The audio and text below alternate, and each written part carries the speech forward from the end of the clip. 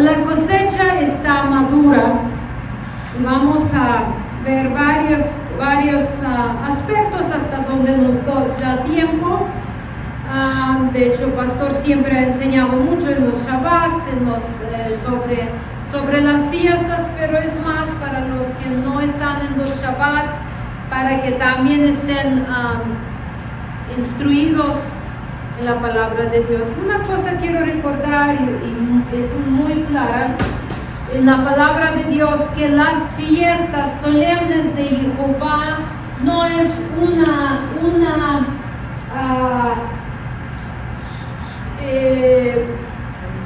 opción, por decir. Dios nos llama santas vocaciones.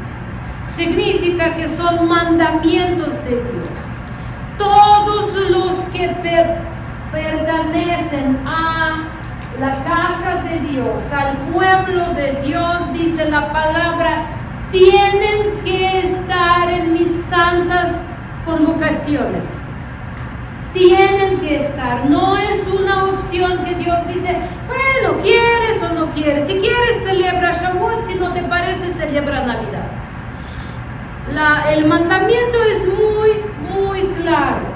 Dios dice que todo mi pueblo esté congregado. Todos los que pertenecen a la casa de Dios tienen que estar junto con el pueblo en las santas convocaciones. Y hoy es la santa convocación para celebrar la fiesta. Pastor lo explicó un poquito, que es la fiesta Shavuot. Cuando nosotros ponemos en la página de nuestro ministerio sobre la fiesta Shavuot, nos empiezan a corregir nuestros hermanos cristianos y dicen que ya no es la fiesta de Shavuot, ya es la fiesta de Pentecostés. Pero pastor lo explicó muy bien. La cosa es que nosotros en la Biblia estamos entre dos idiomas o dos mentalidades. Hay una mentalidad hebrea, pero esta mentalidad hebrea por cristianismo está reinterpretada y traducida a la mentalidad griega. Entonces, prácticamente Shavuot, que es la fiesta de las semanas, que es mandamiento de Dios perpetuo, como dice la palabra de Dios, en griego se llama Pentecostés. Es como lo mismo cuando nuestro Señor Jesús, su nombre original es Yeshua HaMashiach, pero lo tradujeron al griego y se lo llamaron Jesucristo, pero es la misma persona en diferentes idiomas.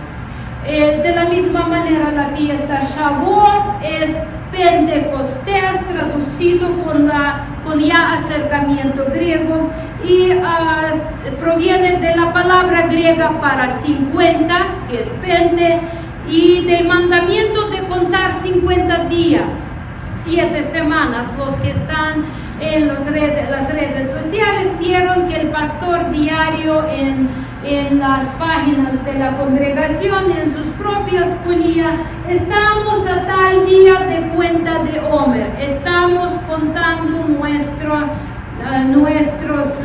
nuestro tiempo hacia la fiesta. En el libro de Hechos 2, 1 y 4 hay una evidencia muy clara de lo que discípulos de Mesías seguían celebrando las fiestas solemnes de Jehová. Dice: cuando llegó el día de Pentecostés, estaban todos unánimes juntos. Dice: y de repente vino del cielo un estruendo como de un viento recio que soplaba, el cual llenó toda la casa donde estaban sentados, y se les aparecieron lenguas repartidas como de fuego, asentándose sobre cada uno de ellos. y fueron todos llenos del Espíritu Santo y comenzaron a hablar en otras lenguas según el Espíritu les daba que hablasen. Entonces, tal como predijo Juan el Bautista, Yeshua bautizó a sus discípulos con el Espíritu, con la evidencia de fuego. Y es interesante que las palabras de Juan fueran pronunciadas también en el contexto de la siega, ya que en la continuación de su discurso Juan habla de la pala de aventar, del trigo y de la hojarasca, que no voy a leer muchos pasajes, quiero hacer así como recorrido para que lo tengamos muy claro. Entonces, la fiesta a la cual celebramos hoy también presente el fin de la siega de los trigos. Entonces, con él es como la celebración de final de la cosecha. Por eso tenemos que recordar, de hecho, que todas las fiestas son marcas de Dios para las épocas de diferentes cosechas. Y la palabra de Dios hoy dice: la cosecha o la mies está madura, pero pocos son los que siembran, los que están dispuestos a trabajar. Si ustedes observan en la historia de nuestra congregación, los que ya tienen ustedes más tiempo, estamos pasando de diferentes tiempos de cosecha, es nuestra propia cosecha. Y llega una época, llega bastantita gente, queda un tiempo y se va, y de esa cosecha se queda uno o dos, se apega. Pasa tiempo, luego viene otra cosecha y llega más gente, otra vez como que época que entra más gente, y de esa cosecha mayoría se van y queda uno o dos y se apega. ¿Recuerdan cómo lo checamos en el aniversario? ¿Cuántos tienen más de 15 años? Una o dos personas, más de 10, tantas personas. Es algo normal de la vida de toda la congregación. Es nuestra propia cosecha.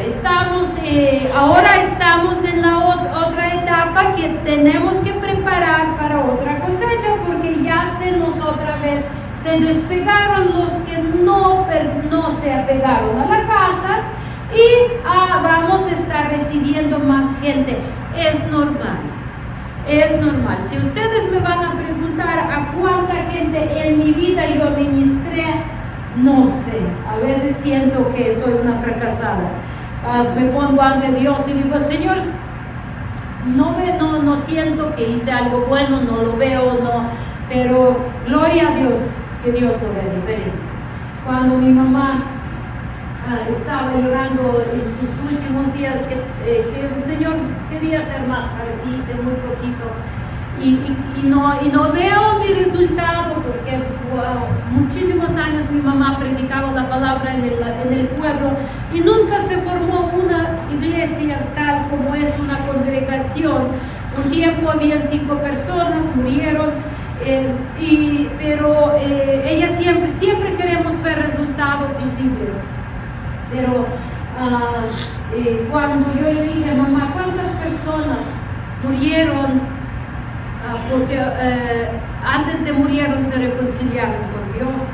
¿Cuántas personas llamaron a usted en lugar de sacerdote para que usted le ayude a morir, para que usted le instruya cómo reconciliarse con Dios? ¿Usted nos puede contar? Me dice: no. Entonces, no es su trabajo ahora contar la cosecha, porque es algo que ve Dios. Entonces, es algo normal. Toda la cosecha siempre tiene diferentes etapas. Igual en esa congregación, igual en nuestra vida. Llega tiempo cuando sentimos que abundamos en fruto, a veces sentimos que puro sembrar y sembrar y sembrar, y como que ¿dónde va eso? Es algo normal. Pero aquí estamos viendo que en el contexto que Dios va a recoger la cosecha, muchos o algunos van a ser paja, otros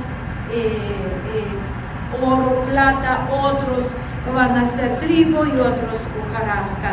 Y no es nuestro trabajo decidir quién es quién, porque dice Mesías que para que ustedes no arranquen junto con la hierba mala, no arrancan a alguien que de veras está buscando. En los últimos tiempos van a venir ángeles y van a cosechar, y ellos van a separar el trigo de la cizaña. Y por eso muchas veces yo quiero, hasta en mi propia vida, quiero rendirme, pero no atrevo en la vida de los demás decir a esa persona no sirve para nada, no es mi lugar. Hasta tú tienes aliento, mi trabajo es estar instruyendo. Hasta donde tú tienes vida, mi trabajo, mi responsabilidad es enseñarte. Y lo que tú haces con esa enseñanza, vas a dar cuentas a Dios. Y esto es lo que me sigue motivando para seguir trabajando. Entonces, muchas veces nuestro Mesías describía el Evangelio y la palabra de Dios en nuestras vidas en términos agrícolas. Él utilizaba la metáfora de la siembra, la siega y los segadores. Él dijo que los campos se estaban volviendo blancos. Imagínense, todavía en los tiempos de Mesías, él decía, ya la miel está madura, los campos se están volviendo blancos, y que único que faltaba eran segadores. Es algo tan delicado, mis hermanos, tan delicados. El autor de Hebreos lo decía, que ya ustedes deberían de ser maestros, pero yo les tengo que otra vez convencer de la salvación. Tiempo pasa, y pasa muy rápido. Otro día estábamos platicando y yo le dije, Steffi, ¿cuántos años tienes? ¿Cuántos años tienes, Steffi? 34. Yo, cuando empezamos esa congregación, yo tenía 33. Era un año menos que Steffi. Tiempo va muy rápido. Ese año ya, si Dios me permite, cumplir 50. Y fíjense dónde va el tiempo. ¿Qué hicimos con los tiempos que Dios nos da? ¿Qué fruto traemos para el reino de Dios? Porque sí, es la verdad que trabajamos con nuestro carácter. Créanme, ese año yo también ya cumplo 29 años servir a Jehová, 29 años en septiembre desde que me bauticé. Si ustedes creen que yo ya vencí mi carácter, para nada, es día tras día estar sometiéndome a Dios, a su orden, pero en el mismo tiempo dispongo mi vida a servir a los demás. Y así lo mío no me ahoga, marchando, creciendo y sirviendo a la vez. Es algo muy importante que muchos de ustedes dicen, déjenme, voy a poner en orden eso, voy a poner en orden eso. Sí, es importante poner en orden, pero junto con poner en orden hay que estar disponiendo la vida para servir. Porque mientras tú sirves, menos tiempo para pensar tonterías tienes. Más sirves, menos tiempo para tonterías tienes. Yo digo que aquí los alcohólicos anónimos entendieron muy bien el principio bíblico de terapia ocupacional, que para no pensar en cosas tienes que ocuparte de algo productivo, ocupar tu vida. y es porque ellos sacaron ese principio de la Biblia, porque el que no sirve, no sirve. ¿Me escuchan? El que no sirve, no sirve. ¿Quieres servir para algo? Sirve en algo. Que Dios nos bendiga en eso. No sé si tiene sentido, como lo dije, pero seguimos con Hechos 2, 5 al 12. Moraba entonces en Jerusalén judíos, varones piadosos de todas las naciones bajo el cielo, y hecho este estruendo se juntó la multitud y estaban confusos porque cada uno les oía hablar en su propia lengua, y estaban atónitos y maravillados diciendo: mirad, ¿no son galileos todos estos que hablan? ¿Cómo pues les oímos hablar nosotros cada uno en su lengua en la que hemos nacido? Partos, medios, elamitas y los que habitamos en Mesopotamia, en Judea, en Capadocia, en el Ponto y en Asia, en Frigia y en Panfilia, en Egipto y en las regiones de África más allá de Cirene, y romanos aquí residentes, tanto judíos como prosélitos. ¿Saben quiénes son prosélitos? Son los gentiles, los que se judaizaron. Sí, Luis, cierto, ¿no? Cretenses y árabes les oímos hablar en nuestras lenguas las maravillas de Dios, y estaban todos atónitos y perplejos, diciéndose unos a otros: ¿qué quiere decir esto? Entonces, fíjense, ese día 3 personas como resultado llegaron a la fe, porque estaban por empezar en el lugar correcto, en el momento correcto, estaban donde Dios los mandó estar, en la celebración de la gran fiesta. Muchos de nosotros perdemos bendiciones y oportunidades porque en la hora de oración estamos en otro lado. No estamos en la oración, no estamos en la instrucción, no estamos en el estudio, no estamos en la alabanza, estamos en otro lado. Pero si Dios dice: en este tiempo quiero que ustedes se reúnan porque les voy a bendecir, les voy a hablar, les voy a instruir, les voy a sanar, les voy a regañar. ¿Cuántas veces al día ustedes necesitan regañiza? A ver, todo el día necesitamos que nos esté interesando la palabra de Dios. Así las mamás se desesperan porque los hijos no siguen la instrucción, pero ¿qué tal de ti?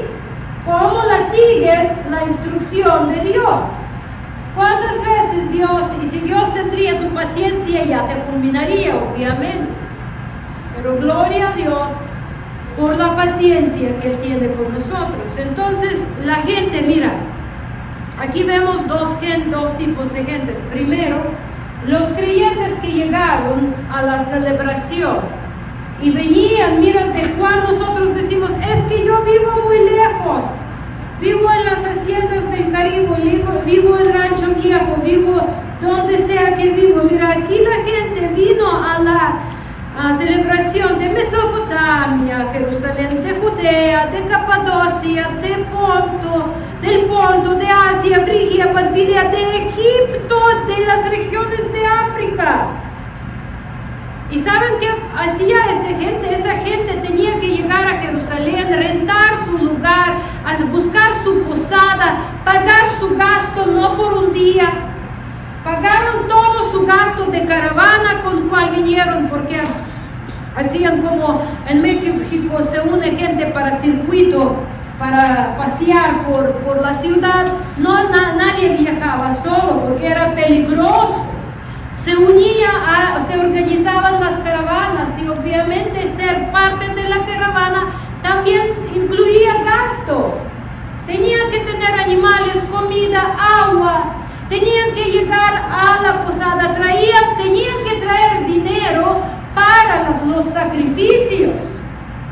porque los sacrificios que traían de su casa los fariseos los rechazaban, desechaban, decían no sirven. Entonces por eso allí vendían todo lo que se convirtió en un mercado corrupto. Imagínense, y tú dices, es que me cuesta mucho el taxi. Sí cuesta mucho el taxi, pero el taxi te va a costar 3 tacos. ¿Sí o no? ¿Cuesta taxi más de 3 tacos? De 4, bueno, de 5. Un taco ahorras al día y no te pasa nada. Pero ¿saben cuándo empezamos a pensar así?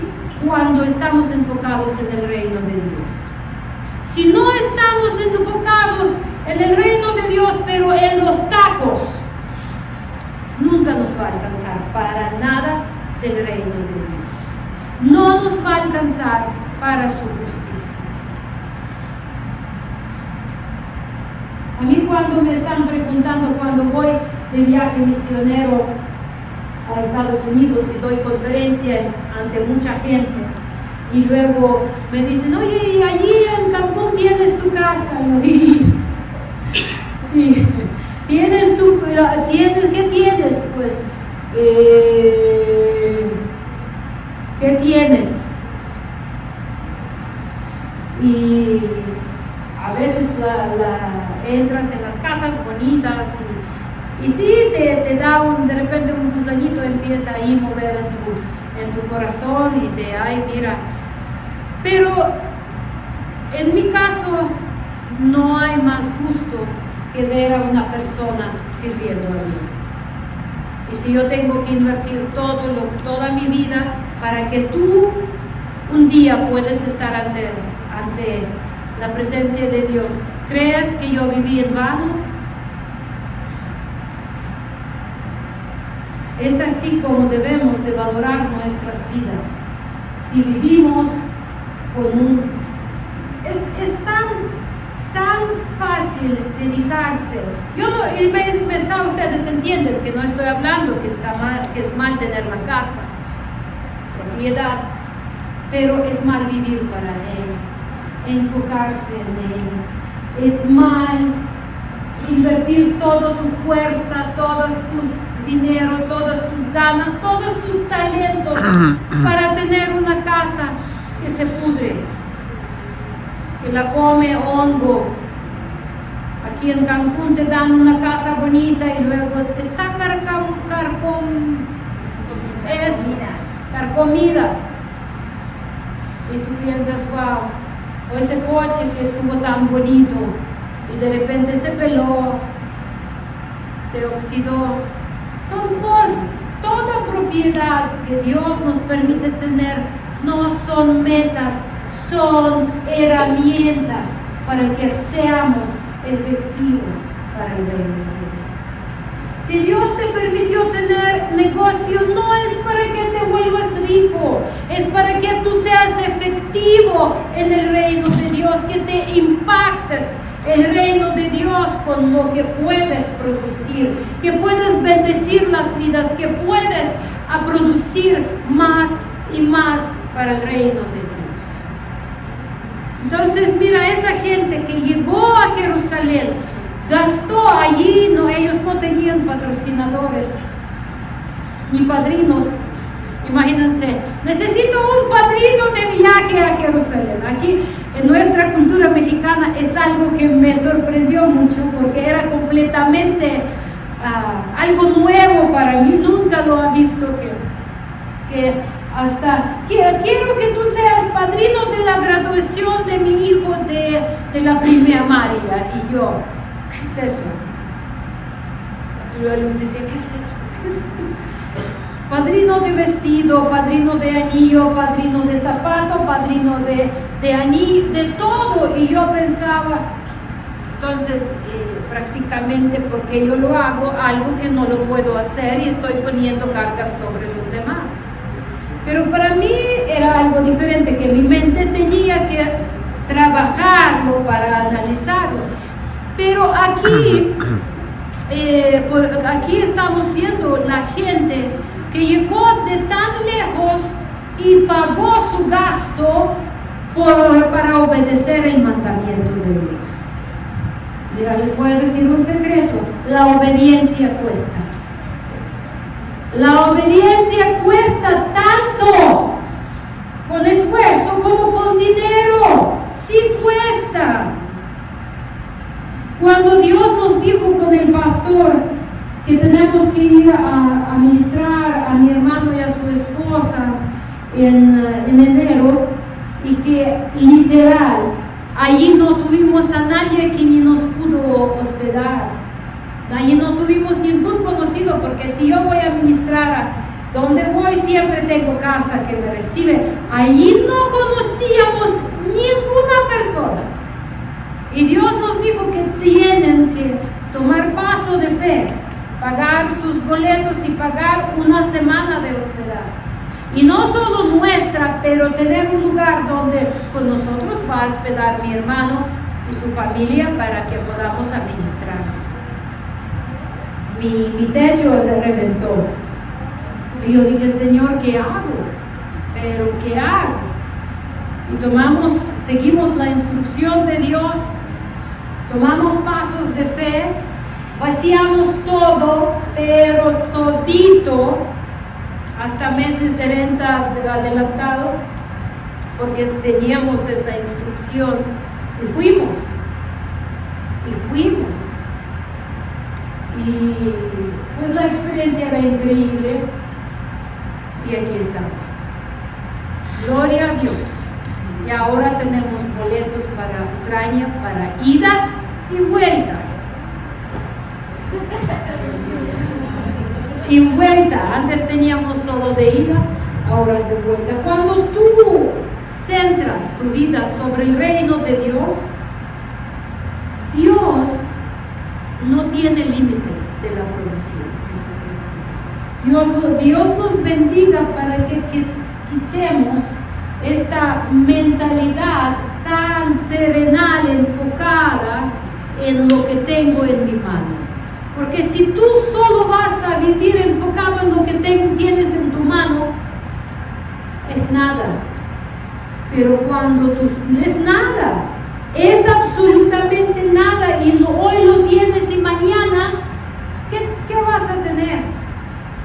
Pero el que sirve a Dios y cumple su voluntad y está enfocado en el reino de Dios, siempre va a tener más que necesita, hasta enriquecer las vidas de los demás. A mí me sorprenden ministros también que ponen sus cargas financieras sobre la congregación. Está bien que la congregación cuida a sus ministros, es correcto, porque dice la Biblia, ¿no? Pero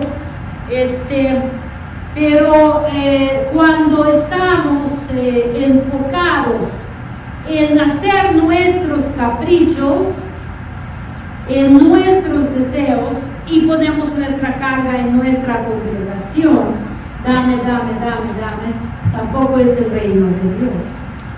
Y me sorprende también que la gente lo esté escuchando y esté participando en los caprichos. Les voy a contar una historia ahora.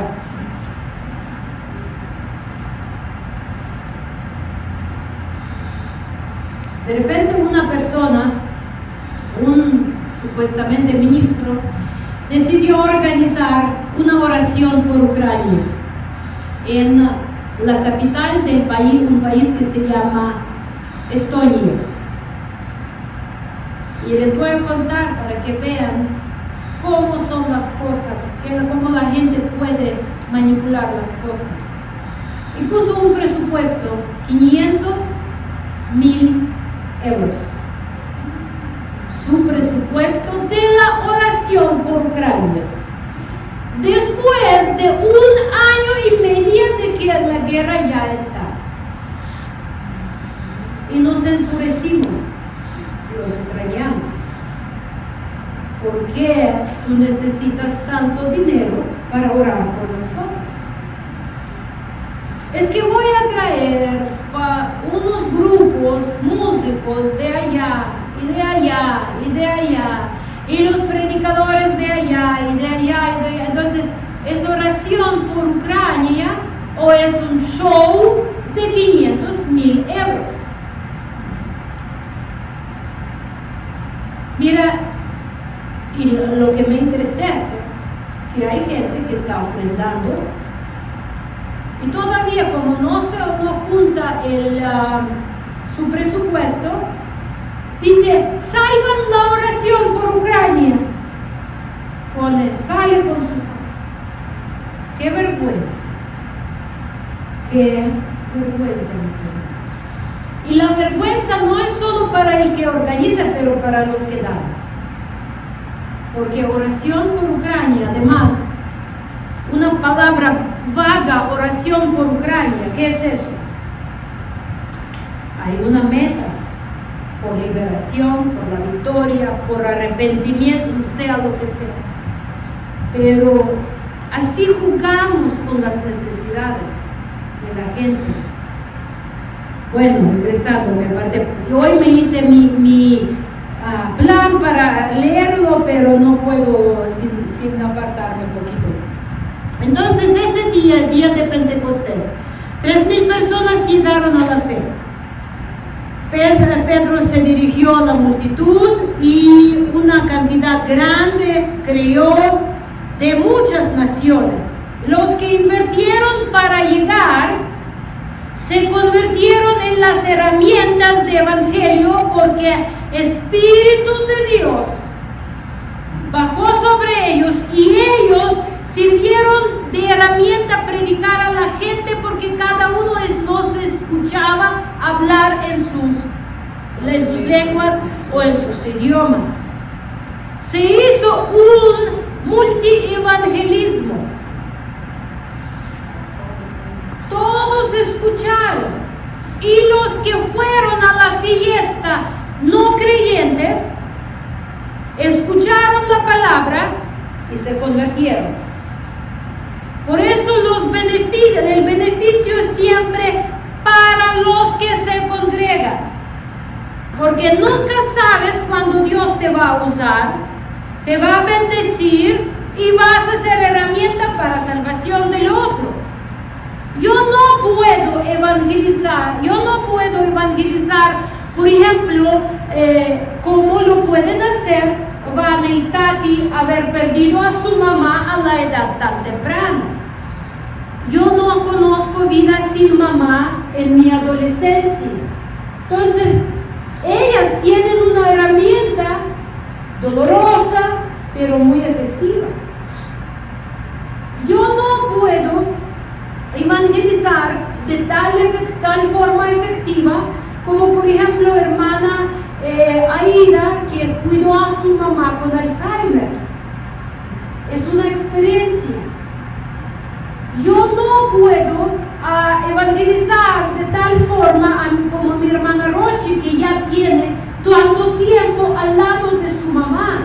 Yo cuidé a su mamá, pero era tiempo más cortito. Tal vez de alguna forma más intenso en unas cosas, pero no, porque es una experiencia increíble. Yo no puedo evangelizar como mi hermana Rosalba, que tiene que estar apegada a su esposo, además tan latoso. ¿No, Martín? Cada uno tenemos tanta diferente experiencia. Es un tesoro que Dios nos da. Yo no puedo evangelizar a un policía como lo puede ser mi hermano José. Tiene un bagaje de conocimiento de esa vida, y Dios lo puede usar de tal forma como yo no puedo.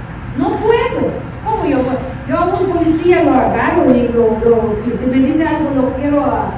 Pero hermano José conoce la vida y la puede. Entonces, cada uno de ustedes, no voy a apuntar, no voy a exponer las historias secretas que conozco de ustedes, pero ustedes tienen herramientas, sus dolores.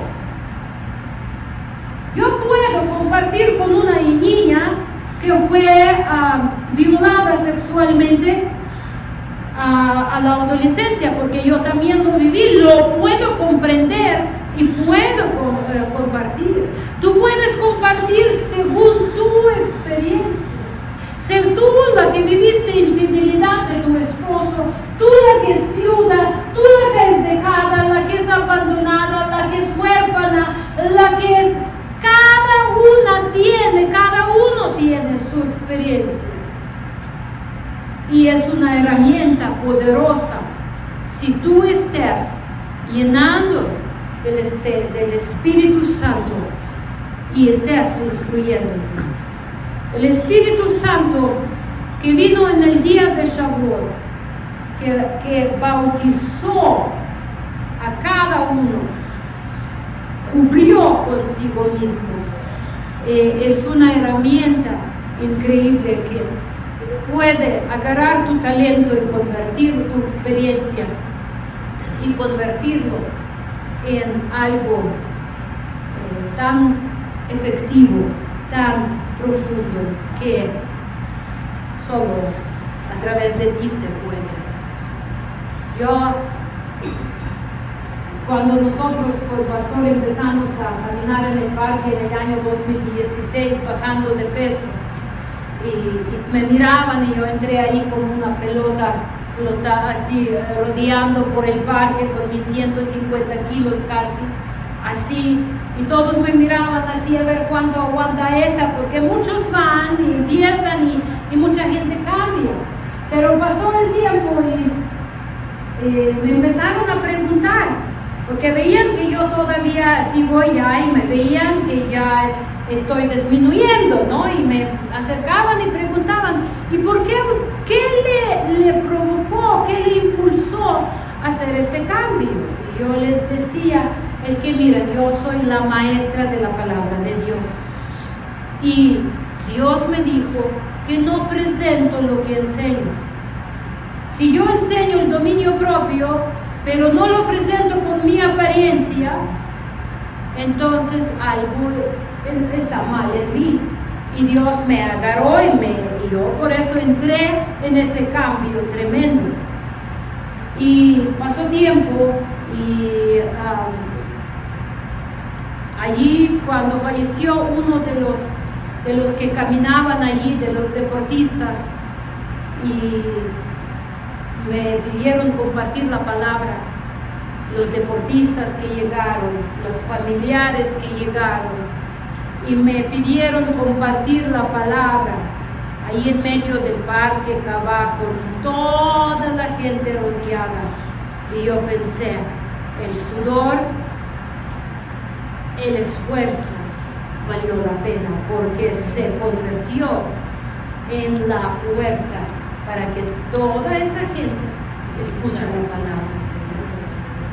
Yo recuerdo cuando yo estaba parada en medio del parque y ahí están familiares de Gustavo, se llama ese señor que falleció, los deportistas, los que paseaban, y yo me paré y dije, todo el hombre es vapor, la vida es vapor que se levanta.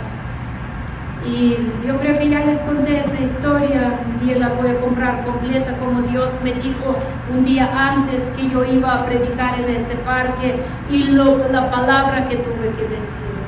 Pero todo lo que hacemos, mis hermanos, las metas, las experiencias y las metas que ponemos y esfuerzo que aplicamos, si nosotros los dedicamos y enfocamos en el reino de Dios, Dios va a ponernos enfrente de las naciones para que su palabra sea esparcida, su nombre conocido, y para que muchos conozcan que nuestro Mesías es el Salvador, para regresarnos a la presencia del Padre. Que Dios los bendiga mucho. Mi deseo era compartir más, pero ya saben cómo van las cosas.